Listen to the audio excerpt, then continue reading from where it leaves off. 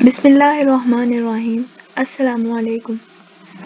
Let's begin with 26th Amendment Bill, response in the National Assembly and analysis. What is 26th Amendment Bill? अगर हम इस bill pay बात करें तो ये क्या है, तो 3 फरवरी 2021 को गवर्नमेंट ने इलेक्टोरल रिफॉर्म्स के लिए एक बिल नेशनल असेंबली में पेश किया था। इस बिल के जो मेन पॉइंट्स थे वो ये थे कि जो सेनेट के अपकमिंग इलेक्शंस हैं वो सीक्रेट बैलेट की बजाय ओपन बैलेटिंग पे हों, और दूसरा ये कि जो डुअल नेशनल्स हैं उनको कॉन्टेस्ट करने की परमिशन मिलनी चाहिए। अच्छा, अब इसका पर्पस ये था ताकि जो हॉर्स ट्रेडिंग होगी इलेक्शंस के लिए उसको रोका जा सके।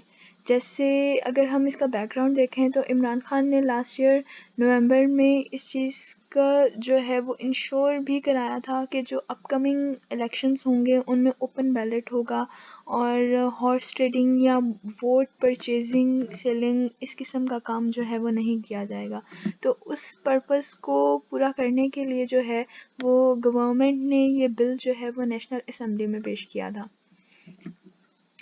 अब इसका रिस्पॉन्स जो आया नेशनल असेंबली में वो कुछ इतना अच्छा नहीं था, जैसे कि गवर्नमेंट और ऑपोजिशन की कंटिन्यूस एक टसल चलती आ रही है, उसी तरह का जो था वो रिस्पॉन्स नेशनल असेंबली में था। Members scuffle and abuse on each other, आपस में उनकी लड़ाइयाँ और जो है वो एक दूसरे पे स्लोगन्स और विस्लिंग इस तरह से जो है उनका, या एक्सचेंज ऑफ हॉट वर्ड्स, इस तरह का रिस्पॉन्स रहा दोनों साइड से। उसके बाद वॉकआउट वाज स्टेज्ड। जैसे ही एक साइड जो है वो अपने वो स्पीच करने लगे या अपनी ओपिनियन देने लगे, तो जो अपोजिट साइड थी उसने जो है वो प्रोटेस्ट स्टार्ट कर दिया। तीसरा मसला जो था वो लैक ऑफ कॉरम था। कॉरम नेशनल असेंबली का जो है टोटल मेंबर्स का 1/4 हो तो कंप्लीट होता है। अगर टोटल मेंबर्स 342 हैं तो 1/4 उसका 86 मेंबर्स जो थे वो कॉरम बनाते हैं। और किसी भी लेजिस्लेटिव बिल को पास करने के लिए 2/3 मेजॉरिटी होना ज़रूरी है, और 2/3 मेजॉरिटी बनाती है 228 मेंबर्स। तो ये जो था ये उस वक़्त प्रेज़ेंट नहीं था, लैक ऑफ कॉरम था। फिर उसके बाद जो आगे मज़ीद जो बोथ साइड से जो है वो सारे आपस में एक्सचेंज ऑफ हॉट वर्ड्स के बाद जो है वो deputy speaker was besieged by the opposition members, इसलिए कि वो सेशन को एंड नहीं कर रहा था, और the very next day session was prorogued. उधर ही जो है वो सारा डिसमिस हो गया विदाउट एनी रिजल्ट। हर चीज़ मतलब बिल जो था वो उधर ही ख़त्म हो गया था।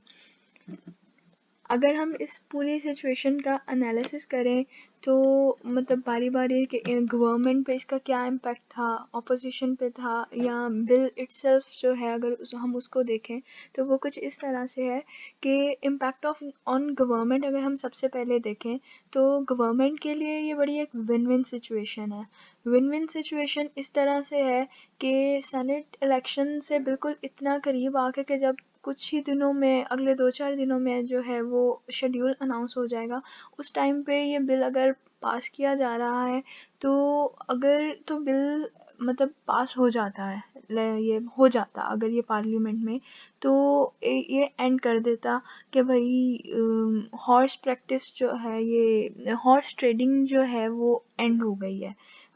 ओपन बैलेटिंग होगी तो जो है वो वोट की सेलिंग या परचेजिंग इस तरह से नहीं होगी, एक फ्री एंड फेयर इलेक्शन होगा, और इसमें मैक्सिमम चांसेस ये हैं कि गवर्नमेंट जो है वो मतलब विक्टोरियस रहेगी अपने जो है वो इन इलेक्शंस में, अगर जो है वो ये बिल पास हो जाता है।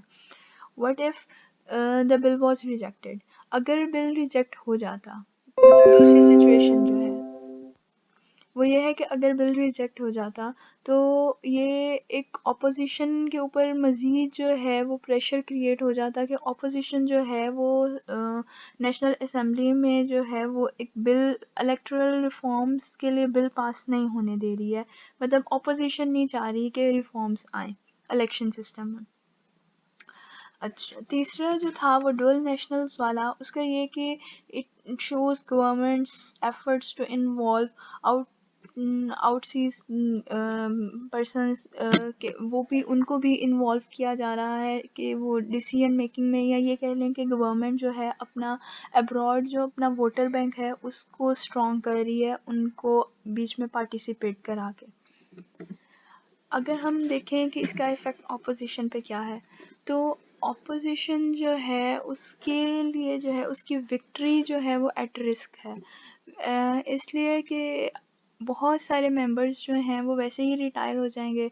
तो जब रिटायर हो जाएंगे तो पीछे जो बचते हैं वो मतलब वो गवर्नमेंट के लिए फेवरेबल है अगर हॉर्स ट्रेडिंग जो है उसको ख़त्म कर दिया जाए तो, या ओपन बैलेट कर दिया जाए। अब अगर हम देखें 26 अमेंडमेंट बिल, तो इसकी प्रोज एंड कॉन्स दोनों ही हैं। अगर मतलब ठीक है, मतलब अगर इसका हम देखें एक साइड, तो ओपन आइडेंटिफाइबल बैलेट जो है अगर हम वो रखते हैं, अगर वो हो जाता है तो उससे जो है वो वोट की परचेज और सेल जो है वो ख़त्म हो जाएगी, एक फेयर इलेक्शन होगा। लेकिन अगर हम दूसरी साइड इसकी देखें तो ये है कि एक पर्सन जो है उसकी चॉइस या उसकी freedom to take a decision जो है वो इस पे कंप्रोमाइज़ होगी। इसमें वही होगा कि जो पार्टी का डिसीजन है तो हर उस पार्टी का हर मेंबर जो है वो इस चीज़ में मजबूर होगा कि वो वही वोट दे जिस पार्टी से वो बिलोंग करता है, तो उसकी फ्रीडम जो है वो कंप्रोमाइज़ होगी।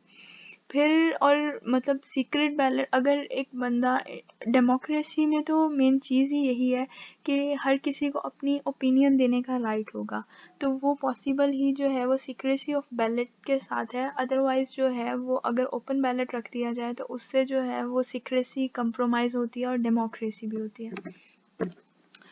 अगर इस पूरे सिनेरियो को देखा जाए तो इसका जो है वो पॉसिबल सॉल्यूशन या मतलब एक बीच का जो रास्ता वो यही बनता है कि गवर्नमेंट और जो अपोजिशन है उसको एक कॉम्प्रिहेंसिव रिफॉर्म पैकेज के बारे में सोचना चाहिए, जिस पे दोनों पार्टीज़ का आपस में कॉन्सेंसस हो और पॉलिटिकल डिसएग्रीमेंट्स या ब्लेम गेम की बजाय एक ऐसा सिस्टम डिवाइस कर लेना चाहिए जो मतलब कम्प्लीटली हर किसी के लिए बेनिफिशियल हो।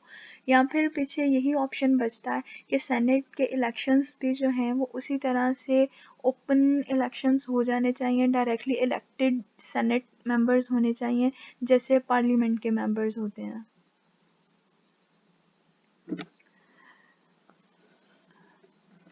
मज़ीद अपडेट्स के लिए जो है वो चैनल को सब्सक्राइब कीजिए और वीडियो को लाइक कीजिए। शुक्रिया।